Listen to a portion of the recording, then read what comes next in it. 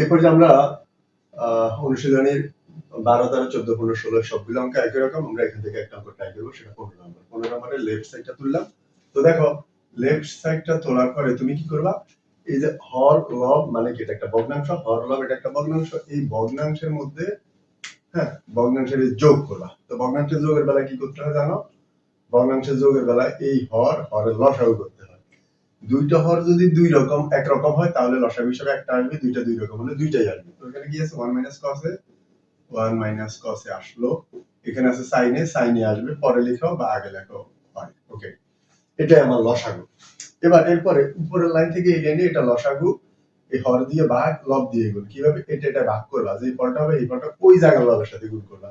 তো এটা আর এটা কাটা যাবে, ভাগ করলে আর থাকবে সাইনের সাথে গেলে হবে সাইন স্কয়ার এ। এরপরে কি প্লাস, এদিকে এটা এখানে ভাগ করলে সাইনে কাটা, এই ব্র্যাকেটটা ফল, এই ব্র্যাকেটের সাথে গেলে কি হবে 1 - cos এ, এই সেম জিনিস দুইবার হওয়া মানে কি স্কয়ার।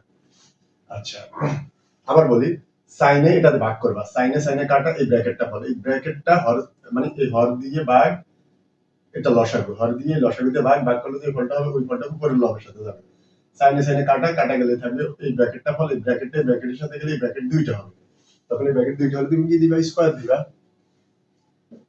এরপরে দেখো নিচে আছে সাইনে 1 - cos এ, আর উপরে কি লিখবা, যা আছে তাই লেখো। এবার একটু খেয়াল করো, 1 - cos হোল স্কয়ার অর্থাৎ a - b হোল স্কয়ারের সূত্র।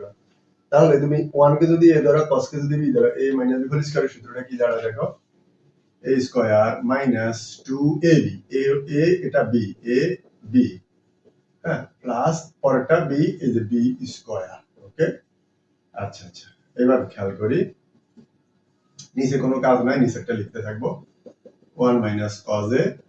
এবার পরে খেয়াল করো, এখানে আমরা এর আগে যে সূত্রগুলো জানি, সেখানে এই sin square theta plus cos square theta, এটার মান কিন্তু 1। তো সেই দৃষ্টিকোণ থেকে আমরা এই দুইটাকে না লিখে লিখবো 1, আর বাকি যা আছে তা লিখবো। কি থাকে, প্লাস 1 স্কয়ার মানে 1, মাইনাস 2 একে 2, 2 cos a।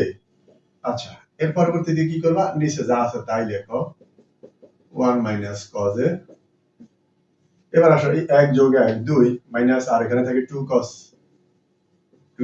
এর পরবর্তীতে কি করব, এই 2 কমন যায়, এখানে 2 কমন গিয়ে ব্র্যাকেট, তো এখান থেকে 2 চলে গেলে এখানে থাকবে 1, 2 একে 2, মাইনাস এই জায়গার 2টা চলে গেলে এখানে থাকবে cos a।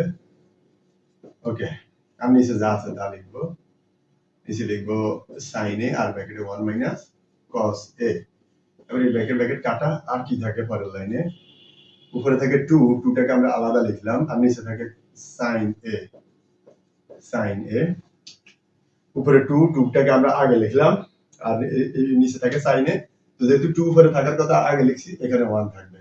এবার দেখো 1/sin a, এটাকে কি লেখা যায়, অলরেডি আমরা এটা জানি, এটার একটা সূত্র আছে। 1/sin a কে লেখা যায়, যে দেখো 1/sin এর পরিবর্তে লেখা যায় cosec a, ওকে, এটাই রাইট সাইড আমাদের, 2 cosec a। ওকে।